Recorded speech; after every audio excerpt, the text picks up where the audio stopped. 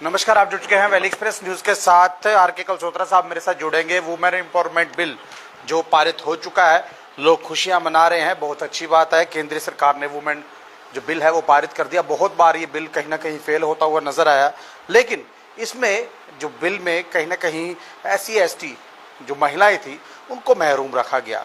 General जो लोग हैं उनको कहीं ना कहीं इसमें जगह दी गई। लेकिन आपको एक चीज मैं बता दूं, जो बिल इस वक्त पारित हो चुका है वो लगभग जाके 2029 में जाकर ये इम्प्लीमेंट होगा।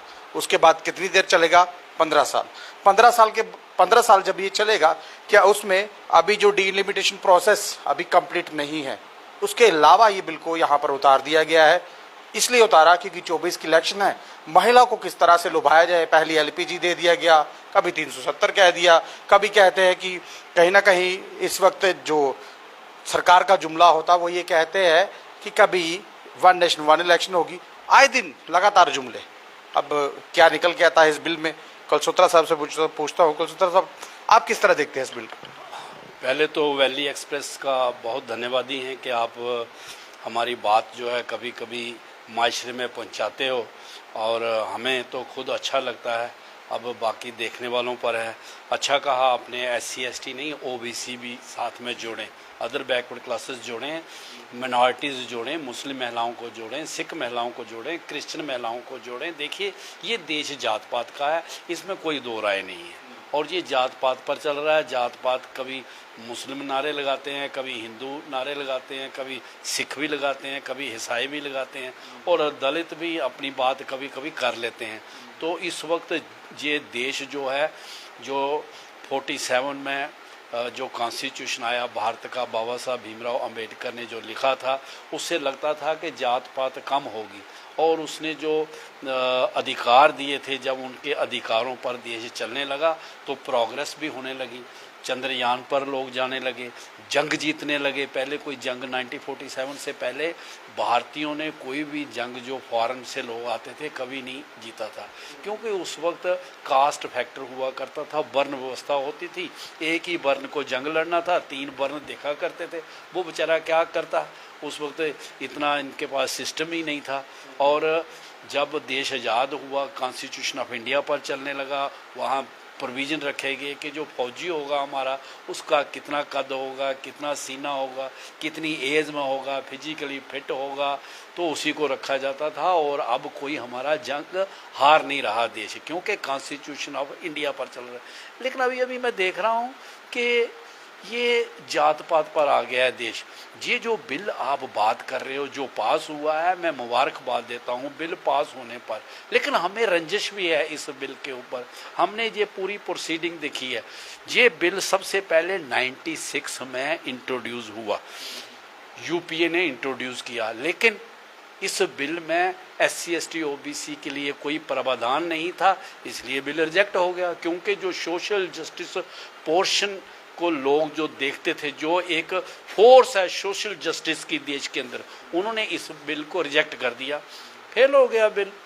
दूसरी बार ये 98 में आया, जबकि 96 में जब आया था दिसंबर 9 1996 को ये बिल लोअर हाउस में पेश हुआ, रिजेक्ट कर दिया। 98 में अटल बिहारी वाजपेयी ने पेश किया उन्हीं धाराओं पर जिस पे पहले UPA ने किया था। UPA ने जब किया तो NDA ने उसमें रोल अदा किया, और जो SC/ST OBC मेंबर पार्लियामेंट हैं उसने भी इसमें विरोध किया कि भाई उनकी महिलाओं के लिए कोई शेयर नहीं है। 98 में भी ये बिल विड्रा हो गया। 2002 में दोबारा ये बिल आया। 2002 में दोबारा ये bill select committee, joint parliamentary committee को चला गया। 2003 में दोबारा इंट्रोड्यूस हुआ, दोबारा रिजेक्ट हो गया। 2008 में UPA आ गई दोबारा, कांग्रेस, उसने दोबारा पेश कर दिया। तो जो दूसरी पार्टियां थी जो सोशल जस्टिस में विश्वास रखने वाले लोग थे, उन्होंने विदाउट SC/ST OBC को ये देखा कि उनकी हिस्सेदारी नहीं है, इसमें सिर्फ जनरल महिलाएं को ही फायदा होने वाला है, पढ़ी लिखी महिलाओं को ही फायदा होने वाला है, उन्होंने इसको रिजेक्ट करा दिया। 2010 में दोबारा ये बिल आया, दोबारा ये बिल वो फाड़ दिया गया। कौन लोगों ने फाड़ा? सोशल जस्टिस में विश्वास रखने वाले लोगों ने बिल फाड़ दिया। दोबारा रिजेक्ट हो गया। अब ये मोदी सरकार ने 2023 में लाया और ये बिल उन्हीं शर्तों पर जो 96 में चली थी, जो कितनी बार ये रिजेक्ट हुआ 2003 में 23 में, हर एक पार्टी ने इसको सपोर्ट किया। एक दो लोगों ने इसका लोकसभा में विरोध किया तो राज्यसभा में ये क्लीन पास हो गया।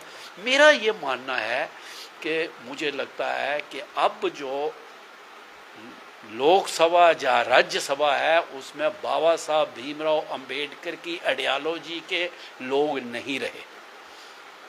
बाबा साहब भीमराव अंबेडकर वो थे कि जब उस वक्त के लोग कॉन्स्टिट्यूएंट असेंबली में भी विरोध करते थे और जो हिंदू संगठन है वो भी विरोध करते थे, नारे लगाते थे बाबा साहब के। आप ये चीज कैसे कह सकते हैं कि इस वक्त ऐसे लोग नहीं हैं? देखिए यहाँ पर ओवैसी ने इसको कहीं ना कहीं नकारा है, ठीक है, लेकिन यहाँ पर जो कल तक अपोजिशन में बैठ के इस बिल का विरोध कर रहे थे, ये चीज सुनने वाली है, जो अपोजिशन में बैठ के विरोध कर रहे थे, आज 24 की इलेक्शन से पहले ये बिल पारित करा दिया। क्या एक बार फिर से महिला को लुभाने की कोशिश की जाए? नहीं, देखिए ये तो पार्टियों का रहता है, ये तो 29 से पहले तो इम्प्लीमेंट नहीं होगा जैसे जैसे हमने बिल को देखा है, क्योंकि अभी ये सेंसस कराएंगे। ये आप जानते हैं 29 से पहले ही नहीं होगा, मैंने भी ये चीज बोली, लेकिन जो भारत की जनता है ना, भोली भाली है, उस जनता को इलेक्शन में किस तरह से, भारत की बोली वाली जनता को तो इन्होंने पहले भी किया। पहले मंडल और करमंडल में ले गए, फिर राम टेम्पल में ले गए, हिंदू मुस्लिम में ले गए, जम्मू कश्मीर के 370 में ले गए, अब ये महिलाओं के ऊपर ले गए। लेकिन जो सोशल जस्टिस मूवमेंट के लोग हैं उनको अब ये सोचना पड़ेगा। ये बिल पास हो गया, हालांकि इसमें SC ST के लिए और जनरल के लिए हॉरिजॉन्टल रिजर्वेशन का कहा है कि ऐसा हॉरिजॉन्टल रिजर्वेशन मिलेगी, लेकिन मेरा कहने का है कि बाबा साहब भीमराव अंबेडकर की थॉट के लोग आज कहाँ चले गए हैं। जो मेंबर पार्लियामेंटेरियन हैं जो, उनका वो थॉट कैसे नहीं है कि जब 1947 में कॉन्स्टिट्यूएंट असेंबली में ये डिस्कशन हो रही थी कि औरतों के अधिकार के लिए सिर्फ और सिर्फ अकेले बाबा साहब भीमराव अंबेडकर ने लड़ाई लड़ी है कि औरतों को सामान्य अधिकार दिए जाएंगे। वोट की बात हुई थी कि वोट, उस वक्त के लोगों ने, जो बड़े बड़े लोग थे, उन्होंने तो कहा था वोट तो इनकम टैक्स देने वालों को ही मिलना चाहिए, ये गरीब जनता को तो वोट नहीं मिलना चाहिए। लेकिन बाबा साहब का था कि वोट जो है नारी हो या पुरुष हो, वोट का अधिकार इतनी उम्र वाले को सबको यकसा मिलेगा। ये जो फंडामेंटल राइट्स रखे हैं, rights of education, rights of liberty, rights of speech, ये जितने भी फंडामेंटल राइट्स हैं ये यकसा बराबर मिलेंगे।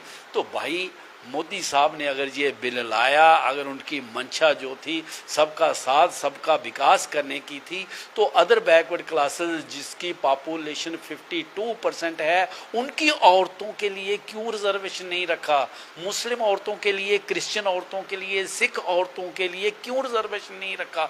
ये एक बहुत बड़ी बात है। अगर देश की तरक्की, देखिए मैं एक बात मानता हूँ, आज अगर रिजर्वेशन ना होती तो जो एक बहुत बड़ा क्रंच है SC ST OBC का, वैसा ही होता जो 1947 में है। जब रिजर्वेशन आई, लोग पढ़े लिखे, स्कूल कॉलेज यूनिवर्सिटियां खुली, नौकरियां लगने लगी, और ये जो तबका था SC ST OBC का, ये तरक्की करने लगा, इनकी परचेज पावर बढ़ने लगी, मैन्युफैक्चरिंग होने लगी, सामान खरीदने लगे, सामान बिकने लगा, देश का GDP ग्रोथ बढ़ने लगा। लेकिन वो होता अधिकार देने पर। मेरा मानना ये है कि बाबा साहब की सोच के लोग अब सोशल जस्टिस मूवमेंट में कमजोर हुए हैं, इसको मान के करना पड़ेगा। नहीं तो ये बिल पास ना होता, और अगर पास होता तो उस कंडीशन से होता जिस कंडीशन पर पहले 4 बार ये बिल जो है रिजेक्ट हो गया है। इसमें SC ST OBC और माइनॉरिटीज की महिलाओं की हिस्सेदारी भी होती, तब जाके ये जस्टिस मिलता और ये सबका साथ सबका विकास होता। सबका साथ तो इनका नारा है ना, लेकिन यहाँ पर तो OBC SC ST को कमजोर किया जा रहा है। 1947 देखिए पहले की बात की जा रही है, जब SC ST OBC को साथ लोग बिठाना नहीं चाहते थे, ये फिर से उसमें एक जोड़ तोड़ कर ये बिल पारित कर दिया गया। देखिए अगर देश की तरक्की करनी है ना, तो रिजर्वेशन को देना पड़ेगा, लेकिन इनकी मानसिकता नहीं है। देखिए मैं आपको बताऊं, ये जो अपर कास्ट जो नारे लगाता है रिजर्वेशन बंद करो, मेरिट इफेक्ट हो रहा है, इकोनॉमिकल वीकर सेक्शन स्पेशल इन्होंने पार्लियामेंट लगाई और इकोनॉमिकल वीकर सेक्शन को पास करा दिया। किसी एक आदमी ने विरोध नहीं किया। तो जब ये बिल जो है आने वाला था, इसमें SC ST OBC मिनॉरिटी को रख लेते, लेकिन इनकी मंशा नहीं। लेकिन इसमें विपक्ष को बताया नहीं ना ये सेशन किस लिए लगाया जा रहा है। सबको ये सब ये सोच रहे थे कि इन्होंने ये कहा कि 1 नेशन 1 इलेक्शन पर बात होगी, क्या पता मोदी जी इलेक्शन करवाए ना करवाए। देखिए सब लोग डाइवर्ट थे, जितने भी पॉलिटिकल लीडर थे डाइवर्ट थे, लेकिन इन्होंने ये बिल पारित करा दिया। आप बिल्कुल ठीक कह रहे हैं, सब लोग गुमराह थे। जब कोई चीज़ लानी हो, इतनी बड़ी बिल, ये एक बहुत बड़ी प्रोग्रेसिव बिल था ये। अगर ये बिल जो है 24 में ही लागू हो जाता तो कितनी डेवलपमेंट होनी थी, कितनी औरतों को मिलना था। और देखो ये तो मानने वाली बात है कि मर्द के मुकाबले में औरत जो है वो ईमानदार होती है। मैं तो ये कह रहा था कि 50% ही क्यों नहीं कर देनी चाहिए थी। जब 50-50 हमारे पास सेंसस की रिपोर्ट है कि 50-50 दोनों हैं, मेल और फीमेल, तो 50% दे देते। अगर ये हमायती होते, जिन्होंने ये पास किया, अगर ये हमायती थे तो 50% दे देते। चलो 50%। एक चीज पूछूंगा, अगर ये बिल पारित हो जाता तो पहली जो इनके पहलवान है वही अंदर नहीं चले जाते, क्योंकि वुमेन अगर एम्पावरमेंट का बिल दे रहे हैं तो वुमेन को कहीं ना कहीं, वो तो आपको पिछले आंकड़ों से भी पता चल जाता है कि जो MP अगर कोई सीट रिजर्व हो जाती है तो वहाँ उस सीट से वो दखल हो जाता है मेल, तो दूसरी सीट पर उसी की फीमेल है। 24 में अपने लोग उतार रहे हैं, उसके बाद तो आप कारपोरेशनों में देखो, वो जो पहले कारपोरेटर रहता है वो उसको मौका नहीं मिलता तो उसकी बीवी कारपोरेटर खड़ी हो जाती है। ऐसे ही MP को मौका नहीं मिलेगा मेल को तो उसकी बीवी MP खड़ी हो जाएगी। ये छोटी बातें हैं, इस पर नहीं हम लेते। जी एक बड़ी बात हुई है जो बिल की है। मैं कह रहा हूँ इकोनॉमिकल वीकर सेक्शन, ये लोग कहते थे हमारा मेरिट इफेक्ट हो रहा है, लेकिन इकोनॉमिकल वीकर सेक्शन रातों रात पास हुआ, रातों रात लग गया और जबरदस्त उसकी इम्प्लीमेंटेशन हो रही है। हालांकि SC ST जो है OBC उसका 80 लाख बैकलॉग पड़ा हुआ है, रिजर्वेशन प्रमोशन बंद है, नॉन प्लान और प्लान की स्कीमें लागू नहीं हो रही हैं। इससे पता लगता है कि इनकी ईमानदारी क्या है। ये सिर्फ और सिर्फ SC ST OBC के विरोधी हैं। इसीलिए इन्होंने ये जो बिल आया है इसको आनन फानन में और एक मजबूरी बनाई है पॉलिटिकल पार्टियों की कि इसको पास नहीं करेंगे तो सीधा वोट जाएगा। अब वो भी, उनमें भी कोई अम्बेडकरवादी मुझे लगता है कम ही थे जिन्होंने इसका ऑब्जेक्शन नहीं किया।